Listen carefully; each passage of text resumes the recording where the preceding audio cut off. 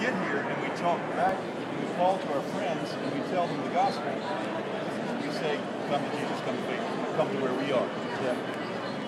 If they refuse, it's not difficult for us to begin to promote ourselves slightly upward because we made the good choice. They made foolish choice. We're good folks. They're fools.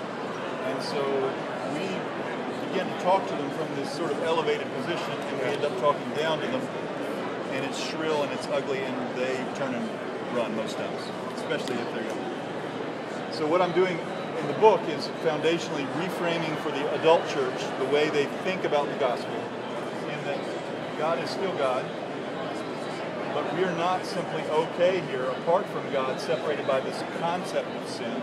The idea is that Paul says we were in sin, and we were dead in our sin, and we're slaves to sin, so there's this chain that chains our corpse spiritually to sin.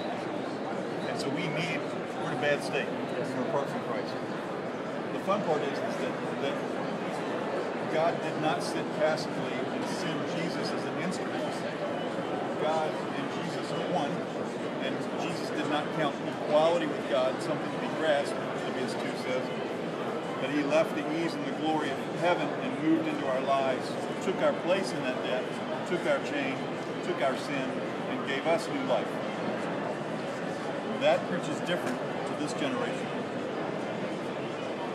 The hard part and the terrifying part for me is that Philippians 2 also says, let your mind, us, be like that of Christ Jesus.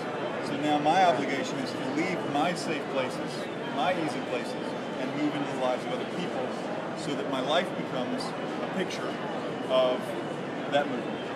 And I become incarnational in that my movement towards someone in love and humility, not in pressing myself upward above them, but in coming to serve them, becomes a reflection of the life of Christ and the love of Christ. And so, with that premise, the adult church can no longer sit and say, oh, we hope those young people will come to Jesus, come to faith, come to our youth group. We now have to leave our routines and our stuff and move into their lives and become that picture. So, the problem is, if they get this, there's still this strange fear that they have of young people. And what I did was prayerfully consider how are they thinking about young people, how are they perceiving young people.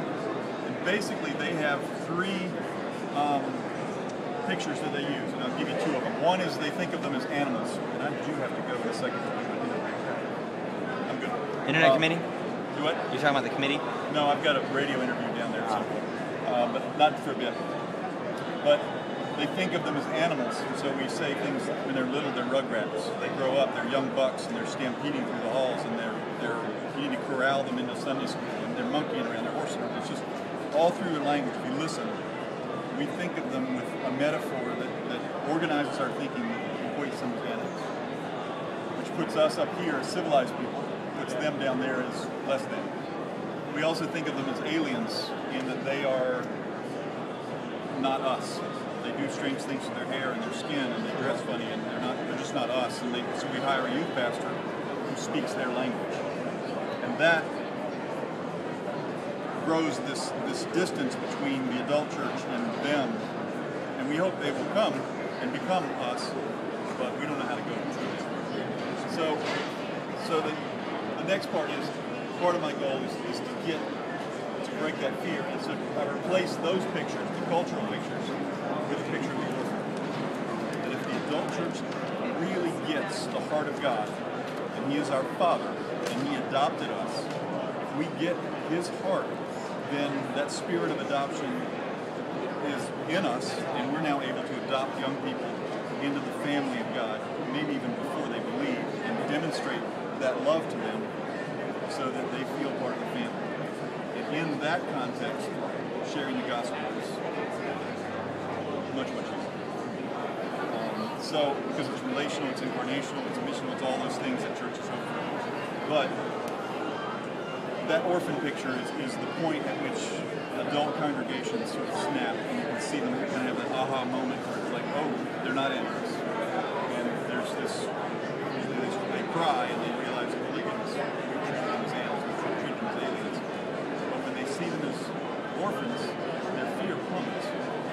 passion goes way up, and they feel bad if they don't. And so their behavior changes because their minds are renewed, and they get a more biblical picture of their role, and a more biblical picture of who the young people are, and more importantly, a different picture of the gospel that sends them out to engage. So that's Can you tell them about the movie stuff? Oh. So you were talking to a movie maker. Yeah.